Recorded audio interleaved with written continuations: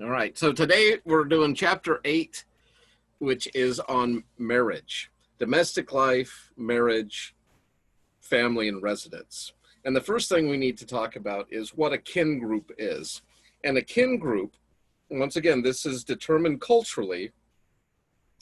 It's people who view themselves as relatives. People you're related to are your kin. And if you're from the deep South or Midwest, you're probably familiar with that term already, but we don't use that so much on the West Coast here in California. But your kin group, those are your relatives, your kinfolk. Now, a domestic group would be a household. So it's possible that you could have a household with people in it that you are not related to or you do not see as kin. When we talk about consanguines, these are blood relatives. And affines, I'll go ahead and spell consanguines for you. Consanguines. Those are people you are genetically related to. Affines, Affines, these would be like in-laws, people you're related to through marriage, but you're not blood related to them. Now, it's so interesting to me when we try to, our textbook coming from this cultural relativism perspective is just trying to be detached and descriptive, right? They don't want to give any value judgments like this is good, this is evil, this is good, better, best. They just want to show you different ways people look at marriage in the world. And the first question I have for you all, thanks for those of you who have your videos on, it's nice to see some faces, but how would we define marriage and a universal definition of marriage that would apply across the globe, across history? Would someone like to take a shot at it? A universal definition of marriage.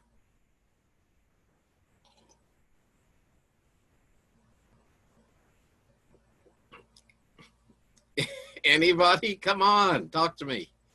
Well, I don't know if, because scripturally it talks about, two becoming one.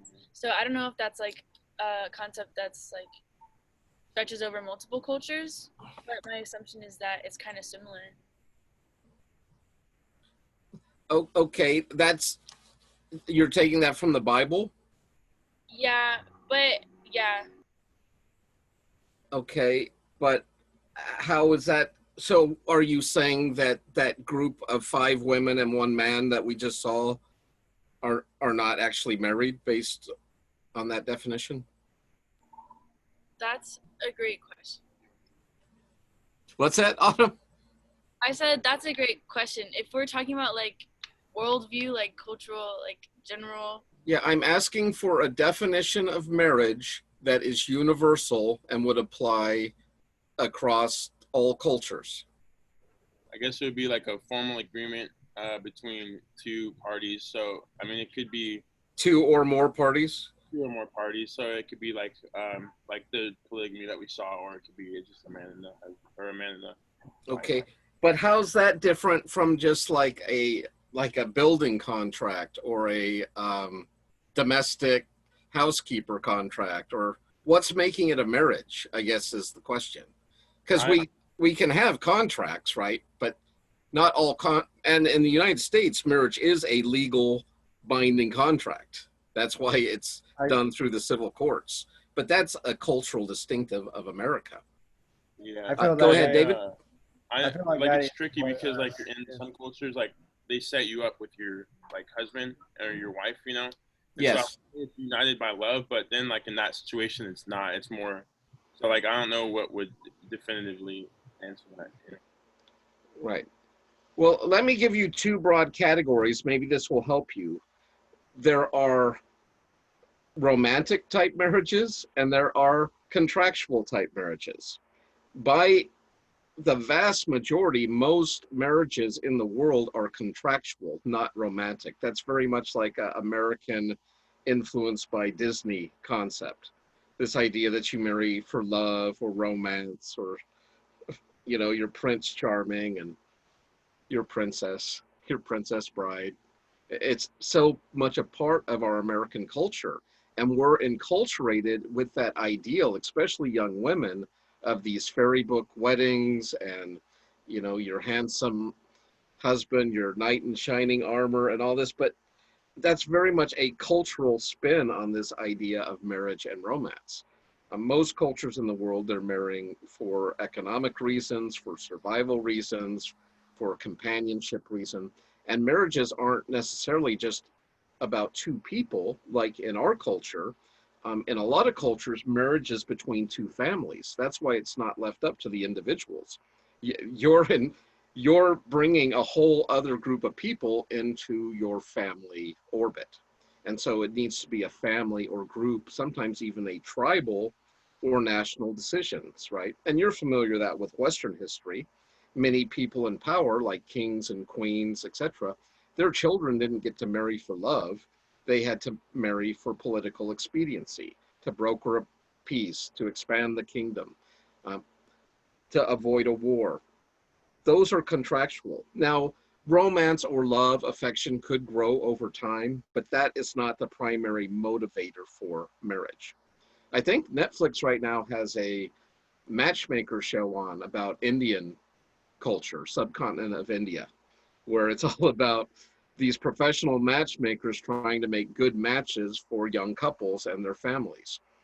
And the couples, the young people do have a say on whether or not they'll accept, but they're not the ones going out trying to find a mate. That's like done professionally by this niche job market in India where they have, most people have arranged marriages. Even a lot of Indian immigrants to the United States still follow those practices from their homeland. And many of those marriages are quite successful and quite enduring. And there is love and affection there that comes over time. So I'll save you some time here. I think the book even gave up on trying to find a universal definition of marriage. It was just overwhelming, right? To try to find something that would apply across the board. So let me make it easier for you. Is there a biblical definition of marriage that we could apply across the board, at least to people who claimed that they believe in the Bible and they believe it's authoritative? Could we at least use the scriptures to say, this is a true marriage, this is not a true marriage? Anyone want to take a shot at that? I just reduced the definition down to like this for you, so give it to me.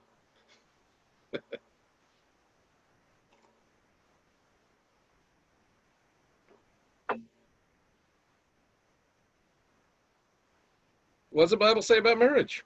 It says a lot about it. It does talk about the two becoming one flesh, and then Yes. the what's it called? The son leaving his mother and father.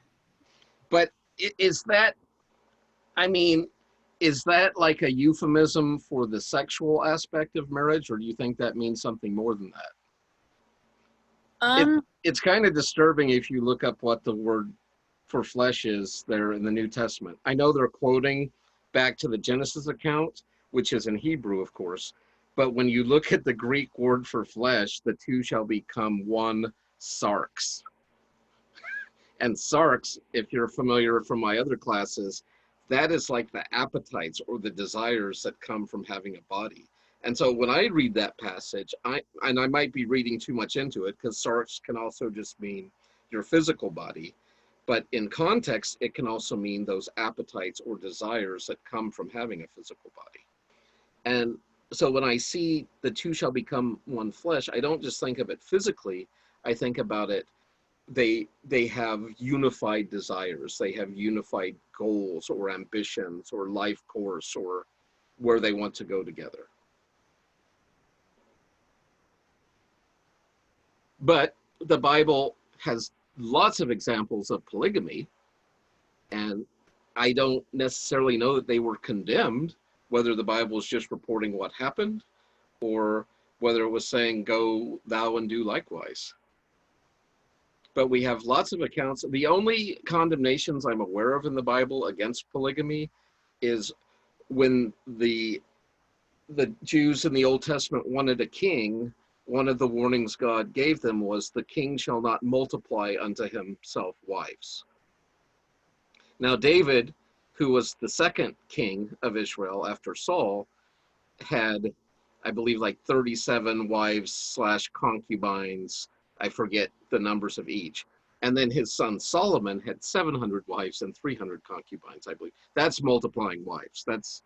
I would definitely think that's out of bounds. But what about Jacob, right? We wouldn't have had the 12 tribes of Israel without his 4 wives. Or 2 wives and 2 concubines, however you wanted to look at that. I know in the New Testament, God first of all defines, or Jesus defines that there's not going to be marriage in heaven, so it's an earthly thing, for one. But that there will be marriage between God's church and Jesus, or Yes, God. there is marriage in heaven. That's a whole nother thing. But it's not like human to human marriage. It's the church to God.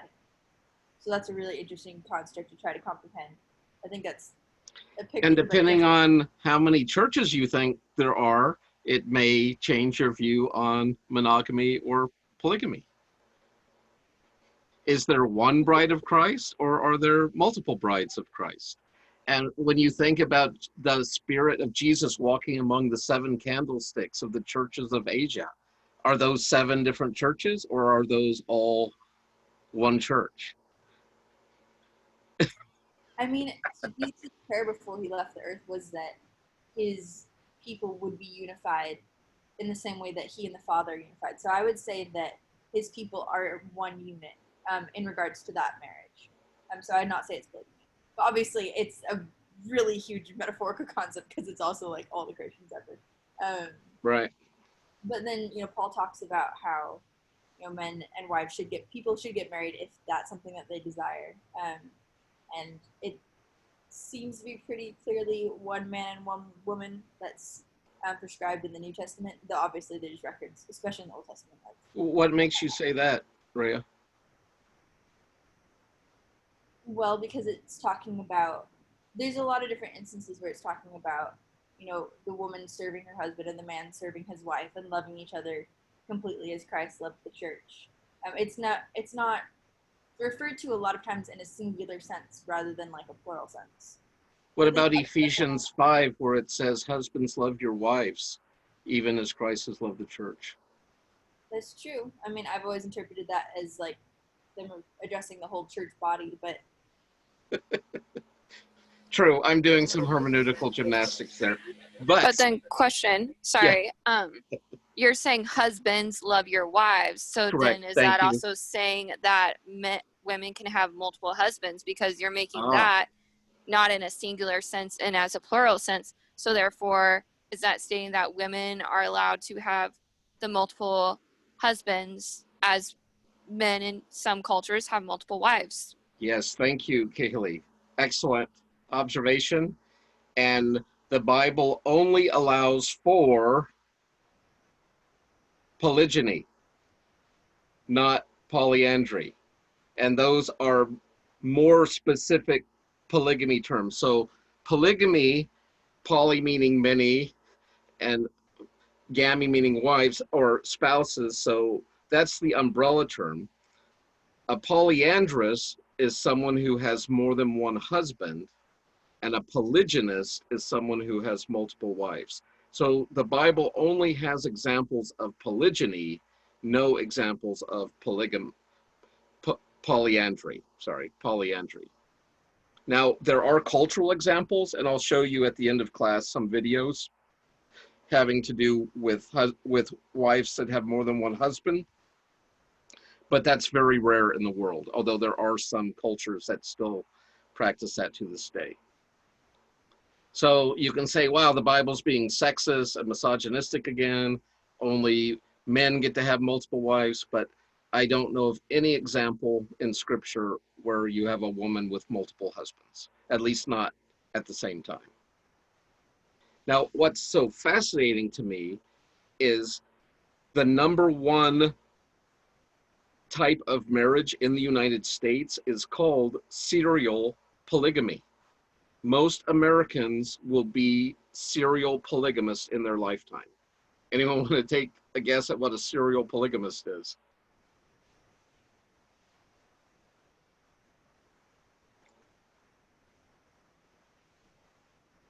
Is it somebody who marries both men and women? Oh, no, but that's interesting. Are you talking about whenever people get married and divorced and remarried? Correct. Very good. So they're married to multiple spouses over their lifetime, but only one at a time. So after the first marriage terminates, then they get another one. If that marriage terminates, they get another one. That's called a serial polygamist, even though they're monogamous during each of those different spouses while they're married to the one. Why aren't they called serial monogamists? Because they're actually married to multiple different people. So is that like going under the assumption that like you can't get divorced once you're married? No, it's just the term. I mean, we could talk about that from a biblical perspective. And I think we do in my ethics class. We get into divorce, remarriage, marriage, who can marry, all those sorts of things. And we're welcome to do that here. But when we look at the biblical guidelines for marriage, back to the New Testament, we do have an injunction for elders or deacons that they are to be the husband of one wife. But to me, that just shows that polygamy was an acceptable concept or practice, because it's saying these specialized church officers or roles have an extra injunction put upon them, which to me implies or infers that the other people did not. Does anyone disagree with my reasoning on that? I mean, am I doing a really bad hermeneutic there? I mean, I was digging around in my Bible trying to find stuff. You make me pull up my Bible, friend. It's not a bad thing, but Good. In 1 Corinthians 7, it talks about marriage, and it seems to refer to man and a woman in a singular sense in a marriage. You are right that is, I think, one of the only times that it specifically says, hey, only have one wife, which is really interesting. But it also the Bible also seems to give like pretty clear pictures around two becoming one, as well as a man and a woman belonging to each other, and not to other people. And so I don't know. I would definitely veer on the side of one man and one woman, but you're right, it's not very overly specific. No, and in fact, we have many of the fathers of the faith were polygamists. Abraham was married to Sarah, right? But then had relations with her handmaid Hagar, which produced Ishmael. And then I think he learned his lesson on that one, and he just kept it to Sarah the rest of his life until she died. But then he took multiple other concubines or women and had more children and then sent them out. Yeah, it's like the stories they don't teach you in Sunday school. But he had quite a few children after Sarah and gave them all little starter flocks and sent them out because he didn't want them to interfere with Isaac. That was getting the bulk of the inheritance. We certainly know the story of Jacob and Rachel and Leah, and then the two concubines that I believe got wife status eventually after they bore him sons. What about God? Is God a polygamist? Who's the bride of Christ? We already talked about the church, right? Well, what about Israel? In the Old Testament, God refers to Israel as his bride. Now, if your theology believes that the church and Israel are the same, then you can stick with your monogamy. But if you believe the church and Israel are distinct, at least with this allegory or metaphor, God has two brides, the church and Israel. Fascinating. Or you could say it's okay, Blackburn, because God's a serial polygamist because he divorced Israel in the Old Testament and now he's married to the church. But we're told Israel will be saved, at least according to the Apostle Paul. So is he going to bring back the first wife and still keep the church wife? Anyway, just stuff I like to think about. But be thinking about that. what happened, and this is such a great mirror for us, because we just assume as American evangelical Christians or whatever, that what we're doing, our cultural norms and values, are those consistent with Scripture. But we have a lot of ideas, and marriage is a great example of that, where we have a particular way of thinking about it. And the Bible has a much broader understanding of marriage and human sexuality in some ways, even more so than American Christian culture. All right, so let me move onward a little bit. So we talked about different polygamy. Just really quick, I would say that the Bible also gives like really clear examples as to why polygamy is not a good idea through all of the stories in the Old Testament, because there was a lot of drama and a lot of things that went on that could have potentially been avoided if polygamy was not a thing. Sure, yeah. But we also wouldn't have got Jesus. I think God's capable of working amidst our messiness. I don't think he needs to prescribe messiness to get his plan done. But yes, this is true. He did use polygamy to get Jesus around. He did. Okay. Here's some almost universal marriage rules, however. So the first is, there is almost a complete universal incest taboo. Now, there are a few exceptions among like Egyptian nobility, some of the nobility of Europe. The Hawaiian royal bloodline would intermarry because they didn't want to water down their blood with the commoners or the mortals, right? So especially these people that were seeing themselves almost as like god kings or deities, these cultures, they would often intermarry. But with incest came a lot of problems, especially physical and mental problems. And you've probably seen that either with pets or animals. What happens if you breed too close siblings or relatives together? And so we have those sorts of taboos.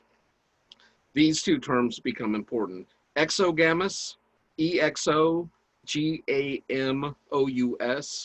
This means you must marry outside of your kin group or a particular group. And it's to protect your gene pool, sort of, that you want to be bringing in new blood, other people. You don't want to have this like little inbred meeting place. I mean, I kid at my own church. There's so much intermarriage at my own church because they believe in endogamous marriages. ENDOGAMOUS. So X, think external or outside, and in, think inside. So exogamous marriages, you have to marry outside of your group. You need to marry someone from the other village or the next valley over or the other tribe. And endogamous, you have to marry within the group. So the Jews were endogamous. You were only supposed to marry other people within the house of Israel. Christians are endogamous in their doctrine. You're only supposed to marry another Christian. You're not supposed to marry outside your group. Now, so it could be an ideological endogamous, it could be a biological, it could be cultural. So these could be ideologically as well as physical, material, culturally. So we could have genetic endo or exogamous, or ideological endo or religious endo exogamous.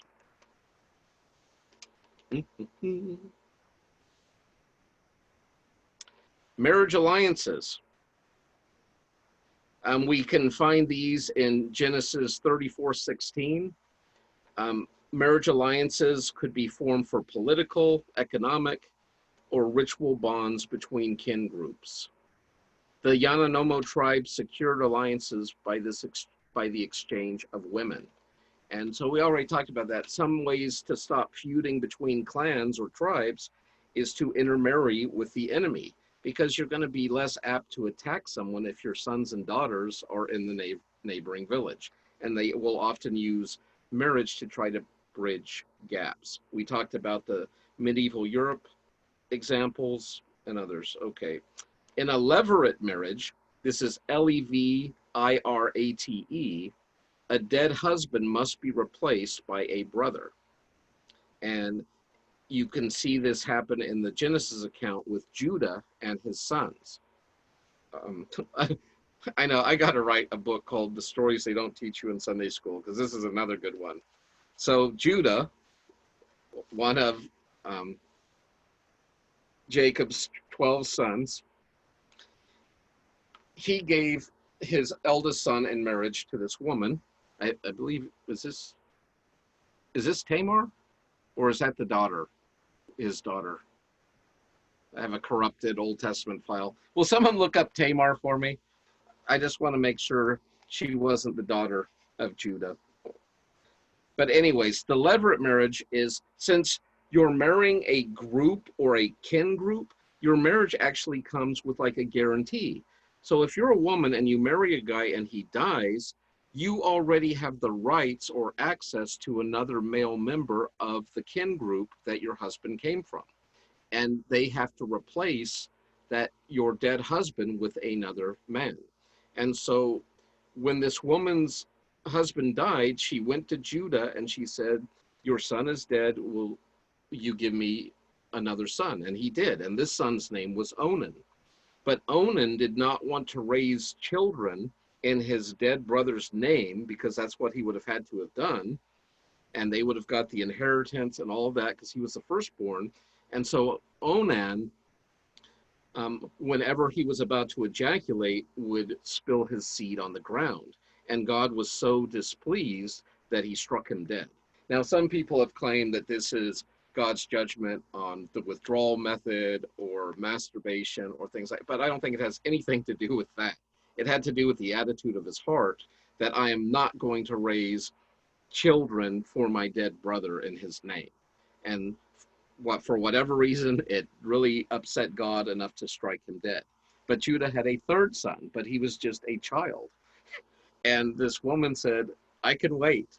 And so she waited for him to grow up and come to marriageable age. Who knows how old she is at this point, maybe twice this young man's age. But Judah gave her to another woman.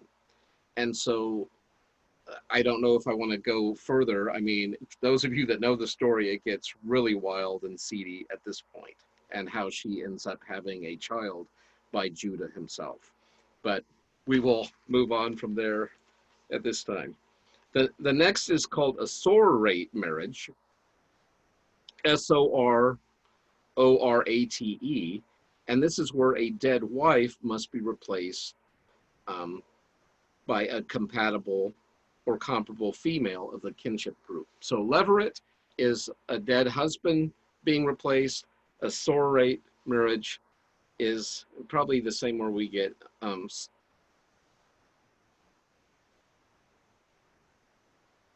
society sororate marriages. You would replace the dead woman with a sister. Any questions or comments on that? Okay, next, I want to get through this data so I can show you some more of my great videos. Next is called marital exchanges. And this is, marriage is accompanied by a transfer of goods or services. Now we have this kind of lingered on in like the form of a dowry in North American weddings, or gifts were given to the couple.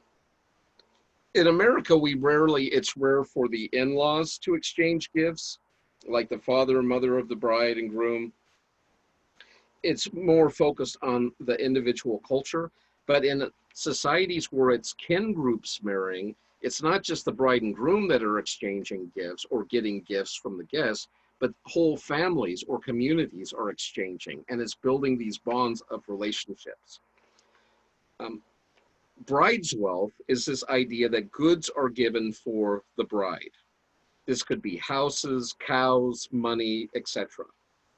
You're not necessarily buying the bride, but these goods go usually to the father or brother of the bride, whereas in European and North American sort of dowry ideas, the father would give part of his inheritance to his daughter on her marriage, and it was meant to be like an economic protection for her, because the husband could use it to start a business or a practice. But if he ever left her or shamed her or cheated on her, she could upon the dissolution of that marriage, the dowry would come back to her. So it was kind of like a way to keep her man behaving and in line. And if something happened, like if he died or ran off, she would have this to fall back on to live on, so she wouldn't be a destitute widow. With the bride's wealth, you're actually exchanging goods or services. Bride service, oh, let me talk a little bit more about bride's wealth. So I'm going to show you a video later where I'm not sure if it's the Ubangi or a cousin tribe, but it's in Africa where the women actually wear lip plates. And depending on how big your lip plate is, you're worth a different amount of cattle. And so you could range anywhere from a 5-cow woman to a 30-cow woman, depending on the size of your lip plate. So if you loved your father or your brothers and you wanted to set them up well in retirement, as a young woman, you would probably stretch out your lower lip as far as you possibly could, because the bigger your lip plate, the bigger your father or brother's payoff for your marriage. Now, if it turns out you're like a few years into the marriage and you're not able to bear children, your husband could come to your father and say, look, I thought I was getting a 30-cow woman, but she hasn't bore me one son, so I don't even know if she's a 5-cow woman, and I want 25 cows back. But if you started producing multiple sons, and maybe you've only been married 5 years and you've already given your husband 6 sons, your father could come to your husband and say, hey, 30 cows was not even close to the worth of my daughter, and I want 60 cows. She's already given you 6 sons. I think 10 cows a son is a reasonable addition to the price. And so it's not just a fixed rate, it varies depending on attributes, childbearing, how submissive or feisty you are. All of those could affect the bride price. Now, bride service is where a groom must work for his bride. And we saw this in the Bible with Jacob, and where he worked 7 years for Rachel, got tricked on his wedding night, had to work another 7 years for Leah, and then you can correct me if I'm wrong, but I think he worked another 6 years for his flocks of sheep and goats was his payment after working another 6 years. So he worked like a total of 20 years for his father-in-law Laban, but he got multiple wives out of it and starter flocks of sheep and goats. Did anyone look up Tamar for me? Was that the daughter of Judah?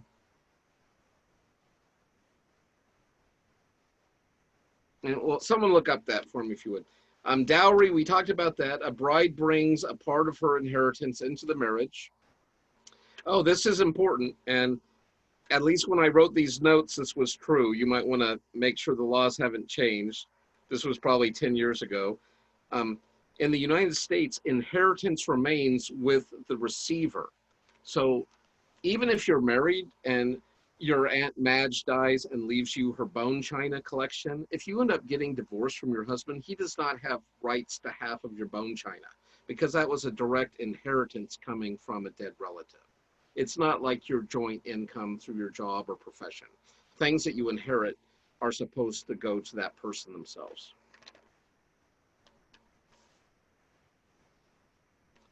And let's see, the last thing I want to talk about in this section before I show you more videos is post-marital residence patterns. In the United States, we practice what's called neo-local, which means new locality or new residence. And it is common for young couples in America to leave their parents' home if they hadn't left already, and upon marriage, they start their own residence and their own household. This is a very rare situation compared to the rest of the world. I think most marriages, I think something like 80% of other marriages are patrilocal, which means the young couple moves into the husband's family's household. Now they might build like a little apartment on the side or something like that, but they are living in the same household as the husband's parents. In matrilocal, they move into the mother's parents' home. And I think that accounts for about 10% of the population. And we can double check those figures, but I think it's something like 80% is patrilocal, maybe 10% matrilocal, and then 10% neolocal, which we're just so used to. It's almost inconceivable as an American to think of moving in with your parents after you got married, right? I mean, as an American, it's really hard to imagine. But the same way with polygamy, right? If you've been brought up your whole life with that Disney or romantic marriage mentality, it's probably not going to work for you to be in a polygamous relationship. But if you were brought up in a culture, or if you even had multiple mothers or multiple fathers, it would just be as normal to you as the marriage you grew up in here in the States. It would have just been natural, a norm of your culture. So any other questions or comments before I show you some more videos? I just wanted to be able to save this one for the class and be able to put it up on my YouTube channel. But I want us to watch a few clips now I've been collecting of different cultures around the world. And I just think it is crazy fascinating. Did someone find Tamar? Yeah. In regards to the Tamar that was married to Judah's sons, it doesn't necessarily say. I couldn't find anywhere where it says who her father was, so I don't believe it was Judah. Who was she married to? The one who was married to all of Judah's sons. Oh, that was her. With Judah. There's two Tamars. There's one that was David's daughter, and there's like a whole bunch of drama around that with his sons. And then there's also the Tamar who is Jacob's daughter, right? So there is a Tamar who was Jacob's daughter, and then there's a Tamar that was Judah's daughter-in-law. I don't know about Jacob's daughter. I'm not sure if there's another Tamar, but I know there's one that is David. King David's daughter King David had a daughter named Tamar. Oh, that Absalom was inappropriate with. Got it. Yeah, and then there was also the Tamar that was married to Judah's sons and ended up having a child with Judah. Okay, thank you. Yeah. Good, good. All right. Well, let's go. Oh, there's some questions here. Let me see. Oh, prayer requests.